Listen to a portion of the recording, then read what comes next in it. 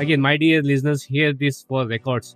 26,000 kilometers traveled, 28 states, 5 union territories in a span of 180 days. That was Hemant's latest travel sojourn of traveling across India, what he calls as the All India road trip. We'll talk to Hemant about this particular piece. What gotten you started? Tell us a bit about your All India road trip, Hemant. Wow. I think before this call, you asked me, has the feeling sunk in yet? And, have you recovered? So I'm still there, mentally I'm still there, driving the car in my head every day in, day out. It just can't go away. It's such an overwhelming experience. And I think we just need to just get out, go by the gut and enjoy it. And road trips give you that freedom, that flexibility of exploring beyond the usual destination. Most of the amazing experiences which we had were while driving from one place to the other. Not particularly while we went there, saw some monuments, but on the way, stopped at a local dhaba, you meet some interesting people.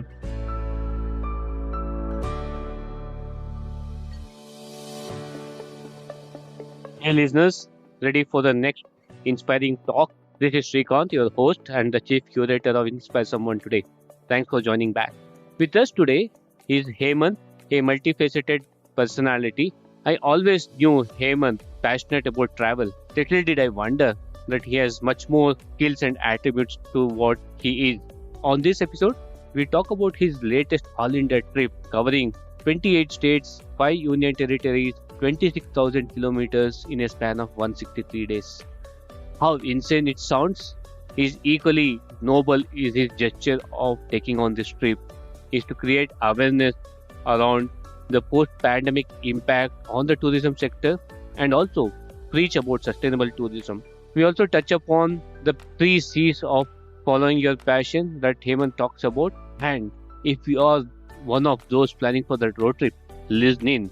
You get those inside tricks and tips of how you can embark on a road trip. So join me as I chat up with Hemant on this wonderful show titled Experience Life. See you on the other side. Hemant, thank you for joining us today. Thank you so much, Srikanth, for that generous introduction. And it's a pleasure to be here and something which we have been trying to do for I think more than a year now. But yes, great to be here. I know it's been an itinerary we put a year back and we finally made it happen. So thanks so much for taking time. Well, I really meant when I read out those multiple descriptions about who you are. So let me jump right in. Where is this energy oozing from? What is the secret of this high adrenaline behind Hemant? I really don't know. Most of the times I don't know myself, but I think at a core level, I think it's curiosity largely. I'm very curious. So I have to do things, quench my thirst for curiosity. And entrepreneurship gives you that platform and flexibility, so to say, to, look beyond the usual, look beyond the routine, look beyond the normal. And that's what I do. Another thing is this drive, I think, which is in me. I've been a sportsman throughout my life in school, and you have to excel. I know you have to excel. You could excel in many fields, but go beyond your limits and do it for yourself and not for others. That's something I like doing that somehow. Like mountaineering, for example, it's not a audience sport. For example, it's not like tennis. It's not like football. Nobody watches somebody climbing someone. I love doing that, and this is just for myself. And you go beyond your limits to do that. So I think it's a mix of that. And I suspect I have ADHD, so it might be that also. So, yeah. Well, I recently wrote a blog post around serendipity, and I said serendipity doesn't happen. If you kind of reflect on that, there is definitely signs of it, signals of it that you don't necessarily pay attention to. But when you actually put everything together, you'll realize, aha, this is where I can connect the dots. So what was those signals for you earlier on to don multiple roles, multiple hats that you're doing? I think starting from school, it's the seeds were sort of sown during that time. And I liked doing multiple things in school. So be it, playing football, captaining the football team, or participating in elocution, participating in chess. So doing different things in school, for example, really drove me. And that sort of continued when I went to college and later on when I started working. I wanted to explore beyond what I already know. As I said, curiosity.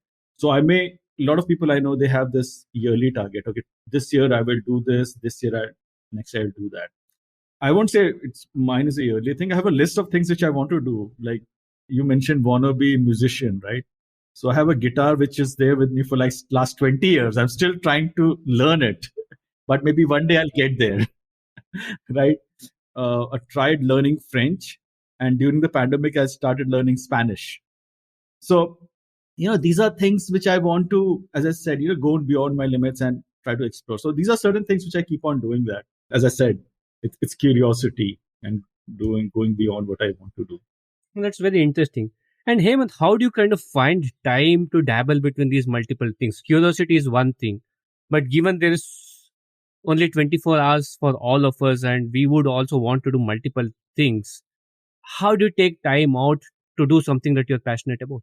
I think over the years, I've realized and have taken a conscious decision that I need to do what I love doing. I think I'm very clear on that. There are certain things I just said, okay, this is it. I will not chase money.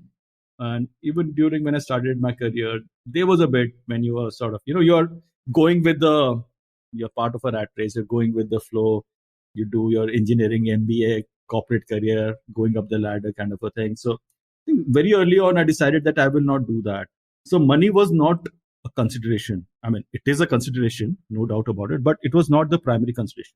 I said that I will follow what I love doing.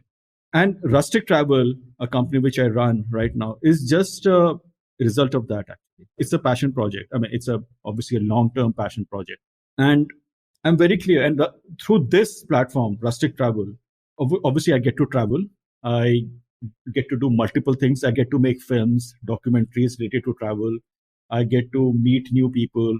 I get to do this all India road trip also as part of that. And there are multiple things I'm able to do. Having said so, that is the passion, becomes a top priority for me. So in the time, the question you asked, I would put, more time to that. And then, look at, okay, how much this would we will be able to monetize, how much money would be able to get, and very important, how much impact we are creating, among people or the certain communities we work. So I think these are the two, three things: passion, impact, and finances. I would say very loosely three things where I would sort of prioritize and spend more time accordingly. That's interesting. And what I picked up during my conversation with you and what I've seen you in close quarters, along with curiosity, is also the clarity that you have in what you want to do and the confidence behind that clarity. I think that's a wonderful 3C that you have laid for us, which is curiosity, clarity, and confidence. I would like to add on that clarity, not in terms of what I want to do. I mean, I still don't know what I want to do in life, but I think I know that what I don't want to do. So there is clarity there. And of course, I mean, then the passion leads the way. So maybe, that's how I, move forward. That's a half battle won. If you know what you don't want to do, then it's very easy to focus on things that you'd want to do. And you did mention about it. Again, my dear listeners, hear this for records. 26,000 kilometers traveled, 28 states, 5 union territories in a span of 180 days. That was Hemant's latest travel sojourn of traveling across India, what he calls as the All India road trip.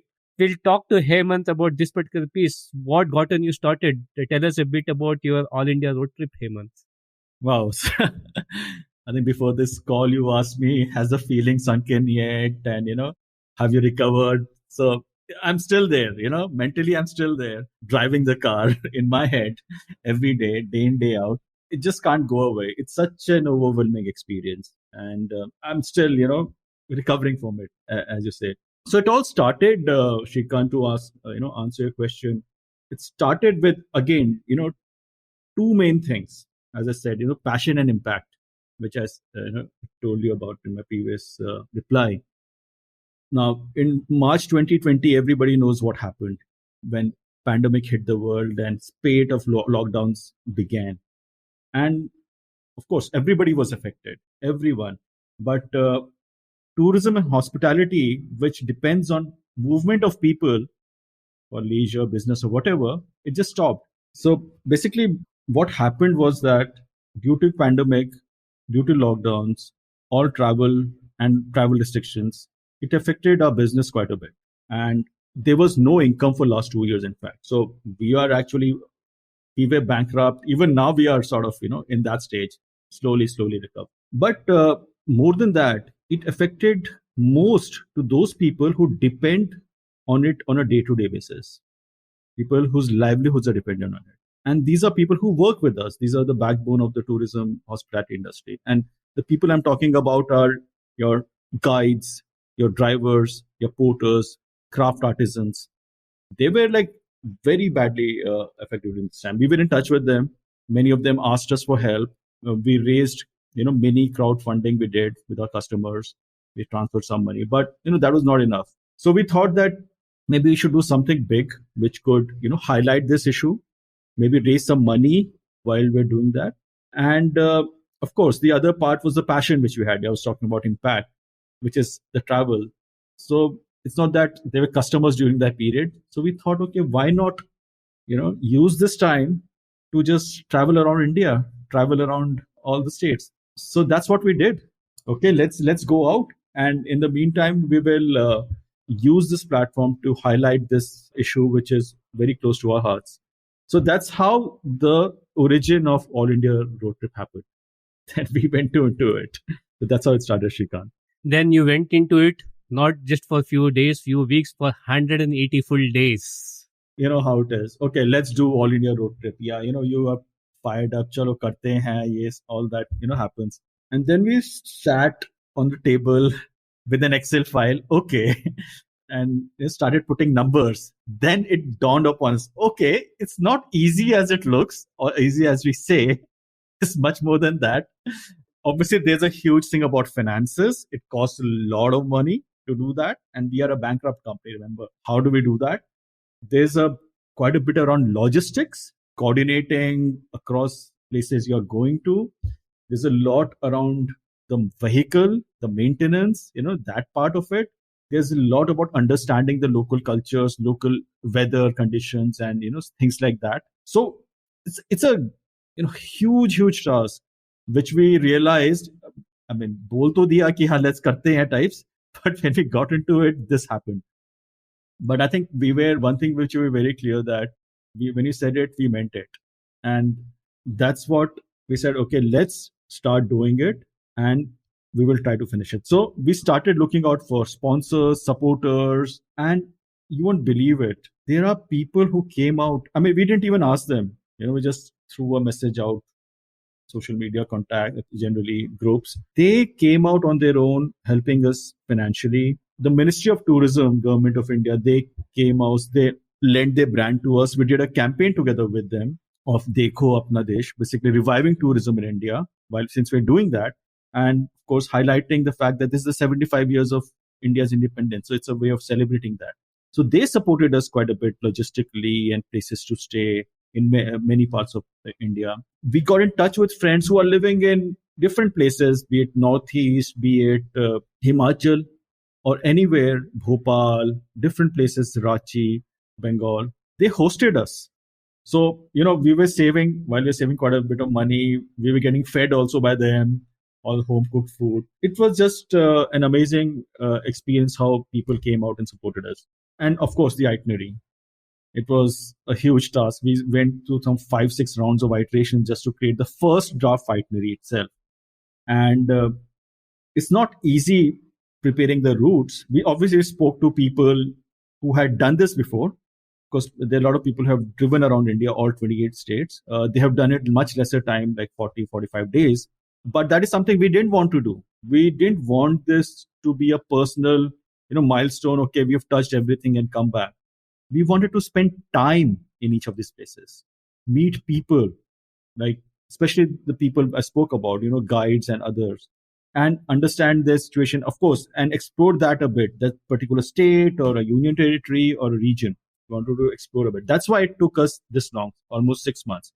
163 days to be exact, actually. It was meant for 180 days.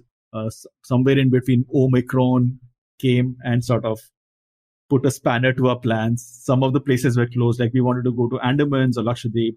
It was closed during that time, so we couldn't go. So it sort of got cut short to 163 days. But regardless, it was a long journey, and there's only one word to it, Shrikant. It was overwhelming. It was just overwhelming.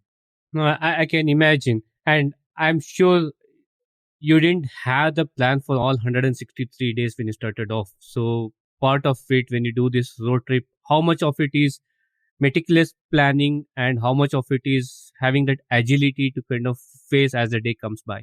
So when we created the itinerary, Shrikant, we had a route in mind. So the route did not change drastically overall. That this is how we will go from one state to this state, and this is the roads or whatever we will take. Maybe roads would change here and there depending on the situation or conditions.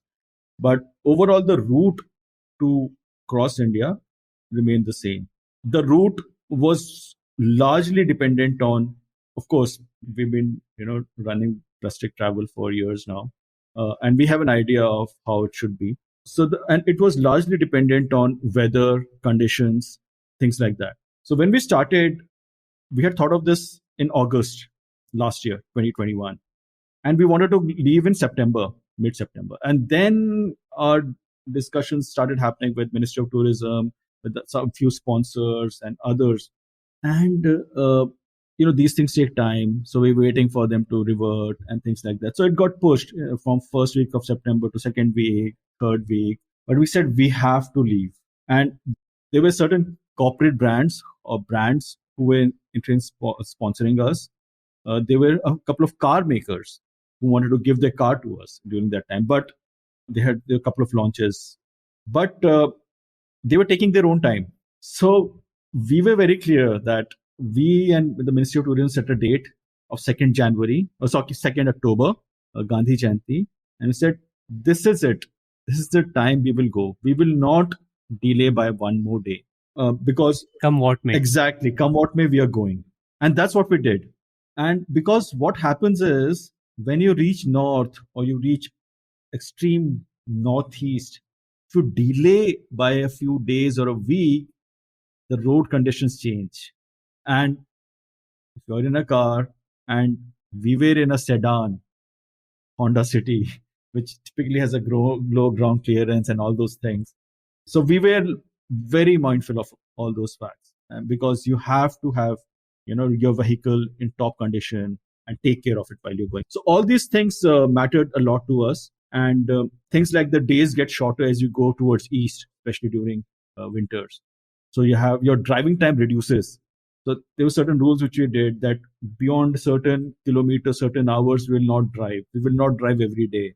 So these were certain ground rules which we sort of made when we set out. And the itinerary which we had, it was just a rough itinerary. There were a lot of people who joined us in between and went back, which was for a week, 2 weeks, few days. So what we did was, the coming 2 weeks, we just froze on those dates, that we will be these places, staying here, doing the bookings, and do XYZ things. Slight change here and there, but that we froze on. Beyond that, we will. It's a rough itinerary which is there. So we took week by week kind of planning. In this all trip, Hemant, if there were surprises that caught your attention, what are they? And I will definitely come back to you as to what was the key takeaways from this trip. But before that, what surprised you during this trip? There were many surprises, many moments, and largely positive across. I spoke about curiosity, and I have traveled quite a bit in India. Obviously, there's many places I personally haven't traveled, and which I did during this time. But there's still so much more to see. 6 months is also not enough. Let me tell you that. And there were a lot of stereotypes or mindsets. One creates in their own minds based on information or rather misinformation you get out there. in on the web, on WhatsApp University, whatever you may call it. So there was one particular place, one state, couple of them actually, where I was driving, and so a lot of friends, contacts, they joined us during this trip, and all of them said that, hey, we will come anywhere you're going, but we will not come to these states. Okay. And can you guess what these states were? Northeast. No, actually, Northeast, there were a lot of people who joined us. It's a flavor of the season forever time. So these two states were UP and Bihar. I think blame it on gangs of Wasipur or Mirzapur kind of, things on media. What you see, gang wars, killings, law and order, things like that, which keeps on happening here. So generally, there's a mindset among people across in so-called elite educated class about these places. And we were just blown away. You won't believe it. Uttar Pradesh, I'm telling you, it has the best roads in India. I mean, the expressways, the national highways, we're talking about mainly those because that's where we sort of drove from. It's the best in India. I mean, now I have driven all across India. I can tell you that. It was just mind blowing. And we never expected that. We never expected that. I have driven abroad as well a bit. I'm telling you, it was equivalent to that. This was Uttar Pradesh, land of Mirzapur and such serials. And it was generally very safe. It's generally very safe. We mainly went to Agra, Taj, Lucknow, and Varanasi. And you could see a lot of improvements also. Be it Varanasi, it was much cleaner. Be it Lucknow or Agra, it was very nice. And second was Bihar, which is even, lower down the order in terms of different minds of, people we know, including me. I've had certain, I have traveled through Bihar before in the past as a kid, going by train on family vacations, going towards, hills or going eastwards. That Bihar and this Bihar is totally different. One, Bihar has this amazing, Bihar was the seat of Magad, the seat of, all those empires in the past, 2000 years old. It's where Nalanda University is, a big university which had some 10,000 students, residential students, and 2,000 teachers, all residential. And at a time when Europe and other places where they didn't know what education was, for example. It was just amazing. I spent 3 days in Bodh Gaya, and in and around we went. The Bodhi temple is just amazing. And there are so many such treasures which are there, which Bihar has to offer. It's just amazing. So I think that was the couple of surprises which we had. It shattered a lot of stereotypes. So Hemant, we did speak about your all India road trip, the surprises and the nice encounters that you've had. If people listening to this podcast, if their interest levels have spruced up and they want to plan a road trip, what would be your word of advice to them? What should they do to plan their road trips? So first thing I would tell them is that don't overthink. Sometimes, we tend to overthink. And I'm not talking about just doing this mega road trip, 6 months, zero travel. Just take your car, your bike, or cycle, whatever route, and go out. We generally tend to overthink, put, so much money or so much this thing, this leave, that leave. I think we just need to just get out, go by the gut, and enjoy it. And road trips give you that freedom, that flexibility of exploring beyond the usual destination. Most of the amazing experiences which we had were while driving from one place to the other, not particularly while we went there, saw some monuments, met people, but on the way, stopped at a local dhaba, you meet some interesting people. And of course, people is what make places. And that's what happened during the road trip. Also, depending on how you travel, you don't need much in life, which I realized through this road trip. When we started, we started packing.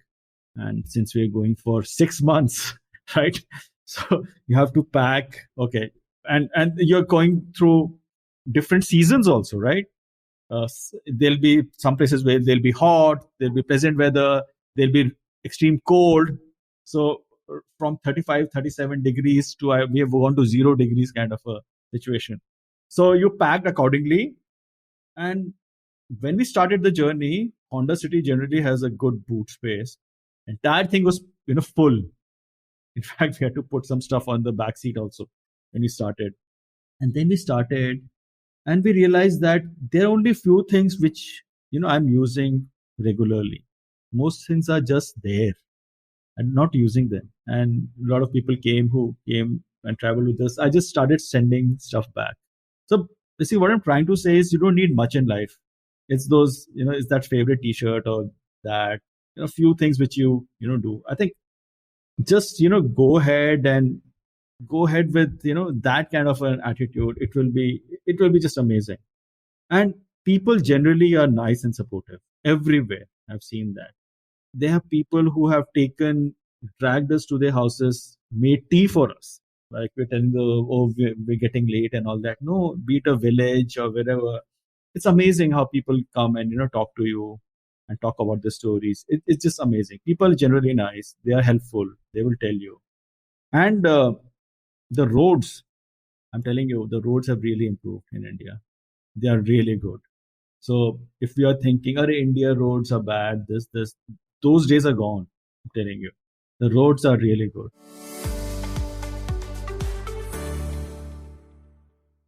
So if you are ready, we'll get started with the power of three round. Okay, it's going to be a tough one, but yeah, why not? We'll start off with the first question in the power of three round. From your All India road trip expedition, 3 must-see places. It's a very difficult question to answer, but personally, I think Madhya Pradesh, it's huge. You can't do it in one trip. You have to go multiple times back and forth. I really liked it. It's big. I would say Mizoram. It's a very small place. Not many tourists go. They generally go to Meghalaya and other places, Arunachal, which are more in the northeast sector. But Mizoram seems like a different country altogether. Amazing, clean, nice people, well dressed, beauty all through. Mizoram is the other one, and of course Bihar. As I said, it's an amazing place to explore. Moving on, if Hemant were to undertake the next road trip and he has the choice of picking any 3 individuals on this earth to be part of his road trip gang, who would those 3 individuals be? I think I would take somebody who I trust, who's in the journey with me, who is somebody believes the cause which we are driving. So it has to be that to start with. So Rajesh, who's my partner, he was like right, in the thick of it. So of course he should be there. In such a expedition, we need trustworthy people, dependable people. So I think that is one. And as maybe Alex Hamilton at the back, I would love to have him give us driving tips while we are driving across India. And who else? You said anyone in the world, right? so maybe if we can that's a very limited choice, but maybe Amitabh Bachchan. Yeah. Yeah. So yeah, That's these right. Not bad for a choice. Somebody trustworthy in Rajesh, somebody who can give you the driving tips in Hamilton, and the baritone voice and the experience of Mr. Amitabh Bachchan. 3 routines that are unique to Hemant.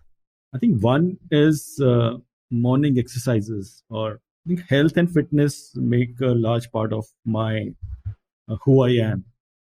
So I think the morning routine is very important. Be it a yoga, be it a run, be it a jog. That is one. And I think apart from that, keeping a checklist of things or plans, what you are planning to do for the day.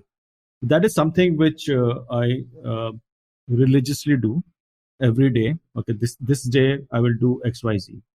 I think that helped quite a bit in the road trip as well, because every day is a change. You're sleeping in different places. You're driving to different places, and meeting different people. So it's very important to keep a track of that and keep on deciding what you're going to do that day and what you're not going to do. So I think that checklist, which I do, is very important. And obviously, towards the end, through this road trip, we were, of course, there were a lot of people who were following us on social media and other places, mainly social media. So it was very important for us to keep on sending those updates to tell them where we are, what we are doing. So that's a practice also, not the social media part, but summarizing what you did that day or last couple of days. So we used to summarize that, day 143, we were here, we did this XYZ thing. These are the stories which we had, which we experienced. So that we used to summarize typically at the end of the day and share it on social media. So these are the three, I think, routine things which I do on a regular basis, which help me in holiday road trip as well. Nice. I know you're a proponent of sustainable tourism. So, for all of our listeners on this show, three tips for all the listeners who can adopt and practice sustainable tourism. I think as travelers, it's very important for us to do that. And the way we define sustainable tourism, there are three pillars which sort of define that for us. One is that whatever we do in the travel space, it should help encourage local livelihoods. One. Second, it should help protect environment. And three, it should help preserve local culture. So whatever we do either does one or more of this. That is our endeavor. Hence, as a traveler also, I think one should be mindful of these things. So whenever you're going to a particular place, we would request you to one, take local guides. That not one, because it sort of supports local livelihoods, the local economy. Two, it gives you a more wholesome experience of that particular place. Having a guide, a knowledgeable guide, and most of them are trained by the state tourism departments. It really enhances your travel experience. So that is one. Second is, of course, the environment. Leave no trace policy is something which we totally believe in. Whatever you take somewhere, bring it back. Don't throw garbage and things like that. Avoid too much of, carpool wherever you have to. So I think those things, from an environment point of view, sort of helps. Third, I would say, to preserving local culture. Every place has, India is rich in local culture everywhere, especially crafts. Visit those places, understand the craft, the culture, be respectful of them, and if you like it, of course, buy it from them directly. I think this would help go a long way in preserving that rich culture and heritage that we have. So basically, these three things I would say. Nice list of three sustainable practices. The last of power of three round, Hemant. If there are three career advice that you would want to pass on, what would that be? Find a vocation or a profession that you are passionate about. While it may not happen all the time, but there are parts of it which you could look at. Basically, try to, if you love your work, 90% of your problems are solved. So I think work more than money is one thing you should look at, because if you are doing that, money will come automatically. I think that is one. Second is build skills. When you start working, you have certain skills to start with, which you may have learned in college or certain courses you may have done. But as you go along, try to expand that range of skills. And it could be totally unrelated to your work, which is fine. It could be learning a new language also, for example. What it does is, tomorrow, when I say tomorrow, maybe 10 years down the line, 15 years down the line, you may feel, okay, maybe I need to change my career or do certain things, which always happens, especially those guys who are starting now.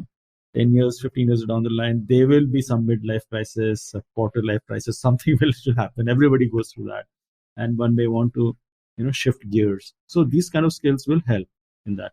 Third is, quite a bit of work which we do, at least I used to do, was very logical, rational. left brain kind of work. Try to find hobbies, passions, which would be beyond this. It sort of balances your mind, a right brain, left brain kind of a thing. It does. So it could be learning music, it could be playing sports beyond work. So it also helps you keep your work life balance in place and mental health in place. I think these are the three things which I would like to, tell as career advice. Great advice there. Thank you. Thanks, Hemant, for sharing. That brings us to the close of the Power of Three round, Hemant. Circling back on your All India road trip, I would want to kind of distill a bit more on what were the key lessons or key takeaways that you had at the end of the trip. There are many of them. One thing I learned, which I knew, I read about it, that India is beautiful. India is diverse. India is actually a subcontinent, so multiple countries. It actually is. When you're on the road, you experience that. It is how it is. And I'm glad I did it, and I would tell others to do it, to explore this beautiful country of ours. Another lessons I learned was that one shouldn't overthink, which I have mentioned earlier also. Sometimes we get bogged down by the limitations we set ourselves to. Sometimes we are bogged down by what people tell us that, okay, hey, you are not capable of doing this, you are this, that. I think we should just shut that out and believe in ourselves and, take that step forward. And it happened with us. We were bankrupt. We didn't have much money. We didn't have enough resources. We just had this one thought in mind that, okay, we need to do this. We need to do this all India road trip over 6 months. And then, as I had mentioned earlier, then the support came and there was this drive in us to finish this and go this and experience it. So basically, to summarize it, I would say that don't overthink. Just take that step forward. You don't need much in life. You have to do something. Just go ahead and do it. And if you have set out on something, if you have the intent to do something, the universe, it conspires to make it happen. And that's what totally happened with us. So, just go ahead and do what you, like, and you would never regret it. I think that this is the biggest learning of this road trip for me, actually. Thank you for listening into today's edition of Inspire Someone Today. It's been a privilege to bring in these conversations. If you like this episode and have any feedback or comments, do mail me at inspiresomeonetodaypodcast@gmail.com. Inspiring someone is like creating ripples around us. If you like what you listen, feel free to share them and let's create ripples of inspiration. Do not forget to follow me on my Instagram handle @InspireSomeoneTodayPodcast for all the latest updates. This is Srikanth, your host, signing off, and until next time, keep inspiring.